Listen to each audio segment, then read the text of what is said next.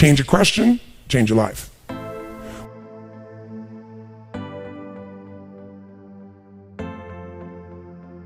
When it comes to planning your life, I want to get you to learn to ask 3 questions now. And the first one is not, what am I going to do? And how many understand why now? Say I. The question you want to ask yourself is, what do I want? What's my outcome? What's my result? The word RPM, the first one, is to get you focused on the target. The target is not the activity. The activity can change. It's what's the result I'm after. If you know exactly what it is you really want, what you desire, what you're really after, clarity is power. The more clear you are and specifically what you want, the faster your brain can get you there. But if you're generally saying things like, what do I want? Well, I want more money. Fine, here's $1, get out of here. Did you achieve the outcome? Yeah, when you're that general, you think you're not getting your goal, you are. The way you language your goal, the way you think about it, you're receiving it. I want to feel a bit better. I want to lose some weight. Fine, you lost a pound, you're done. Because your brain's like a servo mechanism in a bomb and a missile. The old days, you shoot a missile and the target was going, and if you missed the trajectory, you missed it. Today, what happens when the missile's not on course? What happens? It locks onto the heat signature, and what does it do? It moves and follows it. That's the way your brain is if it knows the outcome, if it knows the result. So RPM starts with, I got to know the result. This is a results planning system. The rapid planning method, you can think of it as a results planning system. I need to know the result I'm after before I ever ask myself what to do. That takes more time, but it's worth it. Now, for time's sake, I'm not going to do this with you right now, but I'll tell you what I do when I've taught this to people and I've got a full weekend to do this in. Just give you a picture. If I asked you right now to write out your name, your full name. Now, some of you abbreviate your signature, but write out your full name in cursive. Go and do that one time. Write out your full name in cursive. I can't even use the word cursive. Is that really the word people still use? It means in handwriting, I guess, but in cursive. Just write it out full name, because you can do this later on. Now, if I had you get with a partner, and you can try this later if you want, I'm just going to tell you because I don't want to take the time because we have such limited time today. And I have your partner say to you with a stopwatch here, okay, ready? And I go, go. And you write it out. And you tell me when you're done. I go, stop. I write down how long that was. So let's say you wrote out your signature and it took 5 seconds. And then say, ready? Write it out, ready? Go. You tell me when you're done, stop. And I write down 5 seconds. I have to do that 10 times. You'll find in the beginning, you'll be, let's say, 6 seconds. I'm making it up. Everybody's signature is different. And you probably might get down to as little as 5 seconds. If you have like an iPhone, you could do it as a digital stopwatch. You could see the milliseconds. Then I say to you, I want you guys to write every other letter in cursive. In other words, you're going to write half as many letters. How long do you think it would take to do it? Half as much time? Most of you will take twice as much time in the beginning, and then eventually, what's interesting is, if I do it 10 times, and the last 2 or 3, and this makes no logical sense, and again, I don't want to take the time to have all of you do this 10 times, 10 times, 10 times, but you can go do it on your own, I'll just tell you the result. In most cases, even though you're doing half as many letters, you cut it by 2/3 the time. There's something happens when you break an old pattern and you do it fresh. Your brain over the years has learned ways to move more rapidly since when you did your original signature, and you'll do it in 1/3 the amount of time.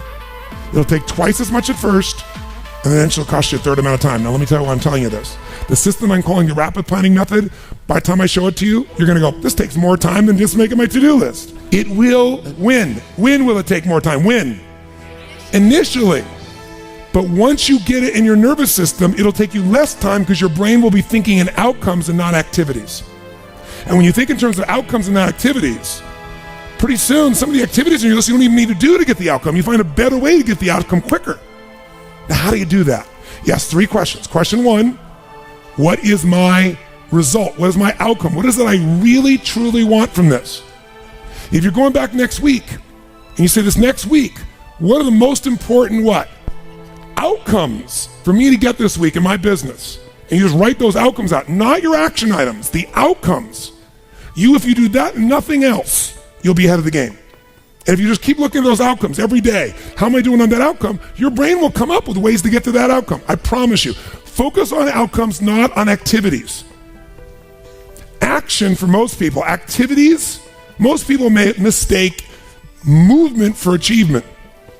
They mistake action items and to-dos for achievement. We're after the achievement. Are you with me on this? Yes or no? It's a different way of thinking, and I think all of you inherently have it, but if you make this ritualized, just like the things you've learned this week, they're all great, but if you don't systematize them, they'll work when you do them. But if you systematize them, right? And you see like Mr. Hallman here, where he goes in and just does it and makes sure it's being done again, or what you've seen Chet do, or what I do. You just do it over and over again, you don't miss it. Now the results are geometric. So I want to get you to systematize the thinking, whether you do it visually the way I'm going to show you or not. So, first question, what's the result I'm after? What's the ultimate result? What do I want out of this week, out of this thing, out of my business, out of my life, for my body? And you want to be as what as possible when you describe that outcome, that result, as what? As clear and specific as possible. Generalities will confuse you.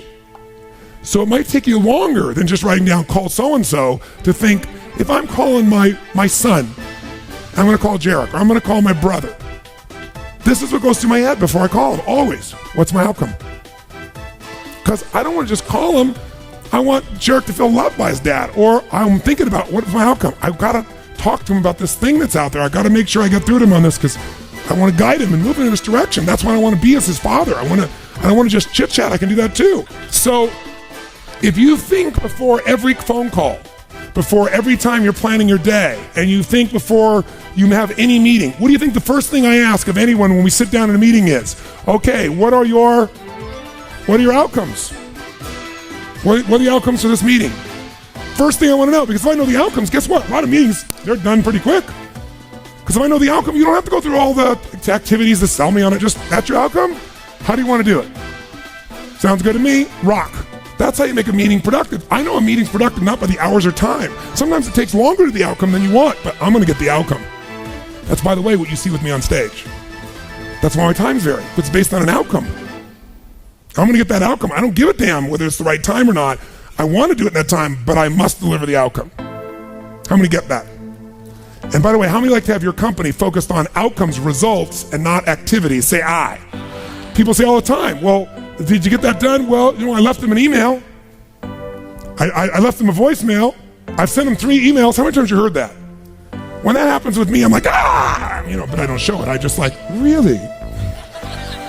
Wow, that's fascinating. We'll explain about our culture. It's about getting the result. So I can help you if you can't figure another way to do it, but there may be 12 other things we might want to do. Maybe they don't have the answer. Maybe somebody else can give us the answer. The outcome was to get this information, not to leave an email or 12 or 3 voicemails. That will not do any of us any good. How many follow? Now, whether you get the outcome or not, whether you get that result, will be based first, do you have clarity?